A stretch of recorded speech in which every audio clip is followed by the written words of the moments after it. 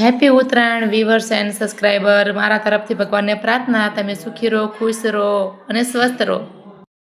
અમે બેસી ગયા છીએ સવારમાં નાસ્તો કરવા। ચા, ભાખરી, ચટણી અને સાંજનો રીંગણાનો ઓળો છે અને મમ્મી બનાવે છે કૂતરા માટે સુખડી। તો આપણી સુખડી બનીને તૈયાર થઈ ગઈ છે। આજે કંઈક દાન કરવાનું હોય ને, જો મારા બા ખીરનો ખીચડો લઈને પહોંચી ગયા। અમારે થઈ ગયો છે શેરડીનો ઢગલો, કેમ કે બે મામાના ઘરેથી શેરડી આવી છે ને એક ભારો અમે લીધો તો। અને જો બા કોકને ખીજાતા લાગે છે લાંબા હાથ કરીને, તે લગભગ લાડુબા ખાયા ચડી ગયા લાગે। જો લાડુબા તે માન શેરડી ફોલીએ કે છે, એમ તો પોચી જ શેરડી મસ્ત છે અને પણ એને 2-3 દાંત નીકળી ગયા છે ને લાડુને, એટલે પડી ગયા છે દાંત। તો અમે પણ શેરડી ખાઈ લેવી, ચાલો હવે। અમારે તો દર વર્ષે ખીહરનો ખીચડો હોય જ તે। મામા એમના ઘરેથી આવે જ તે, બે મામા ઘરેથી, અને પહેલાં ને બાન ભા લઈને આવતા હતા।